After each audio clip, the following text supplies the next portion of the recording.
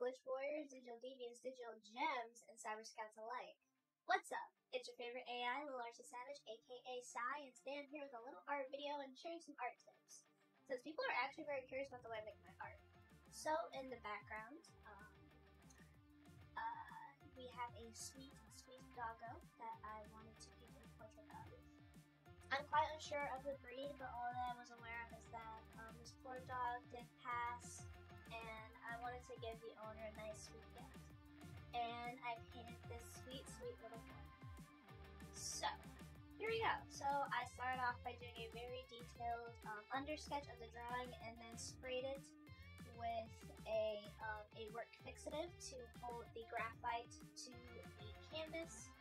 And after doing so and giving it a few seconds to set, I then went away for some time and then waited for it to go ahead and cure so I may proceed working.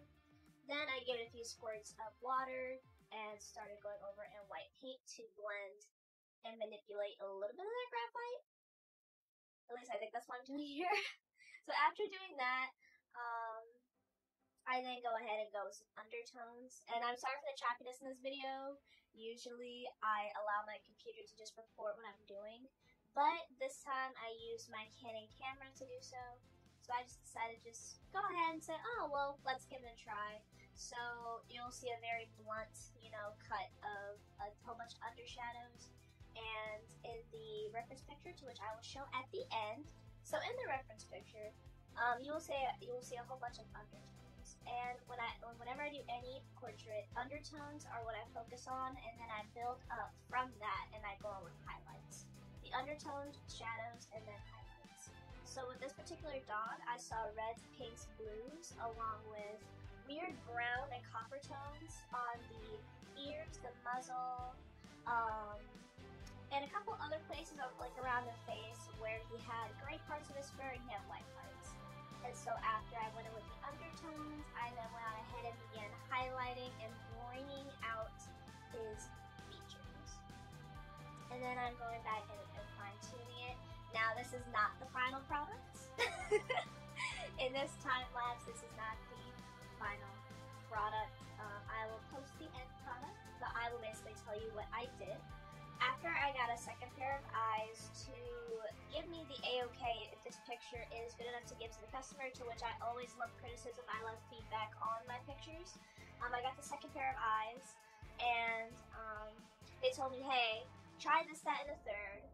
And, I see what you're going for in different lighting. I can see certain highlights in his face and the differentiation in fur, texture, and highlight in certain lighting.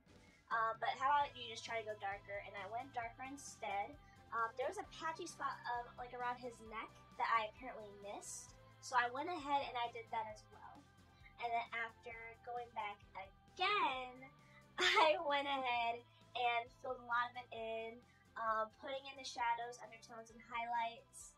And I fixed his eyes. And then, as you can see, the pink and weird reddish galactic background, to which, fun fact, that was actually one of my staples, and it still is when I first started painting and using acrylic paints. Galactic patterns have always been a thing of mine.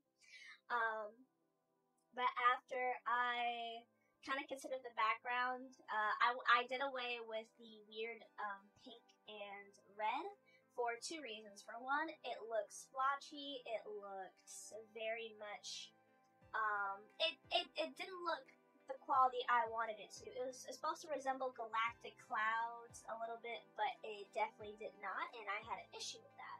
So I then went ahead, took it upon myself, and the second reason being, unfortunately, I had a mishap with my UV clear matte Krylon acrylic coating, and I cured it twice, and the second layer messed up the picture a little bit. So, unfortunately, the painting was a little bit messed up, but I was able to save it, and I went ahead and did softer, dark red / pinkish clouds off in the background with a cute paw print with a little star heart next to it with my logo on the bottom. And that is basically how I did the pictures. So for any artist out there, if you can take away at least one tip, or you know what, no, let's do 2 tips. 1, have patience. Actually, no, I'm sorry, 3 tips. Have patience, have a second pair of eyes, and remember undertones, shadows, and highlights. Undertones and shadows can kind of vary in order of how you want to do that, but just remember shadows, undertones, and then bring out the highlights at the end. And then if you do that, if you work those layers in a painting, you will no doubt see a change, and your work will gradually improve, and it will look however you want it to look. And that's just something I've taken away for both acrylic and digital illustration and painting. So I think I've blabbered on long enough. We're gonna give this sweet boy. I'm gonna show off the final product right here. Thank you so very much for tuning in for this YouTube video. I highly appreciate you. I guess if you guys like what you see, please give me a thumbs up. Please drop a comment below if you have an art question, or comment what you did today. What was the funniest thing you did today? And then once you're done doing that, check my links in the description box down below if you guys like what you see. If you actually really like my artwork and you like what I'm doing and you want to commission me, my DMs are open on my Instagram and my Twitter. If you are interested, please feel free to give me a follow. I'm trying to hit 300 on my Instagram. And once again, Cyber Scouts, Digital Gems, Glitch Warriors, and my Digital Deviants, thank you so much for joining me for another video. I love you guys. I appreciate you guys. And remember, go big, stay cute. Go big, stay cute, stay creative, and most of all, stay savage. Roll that outro.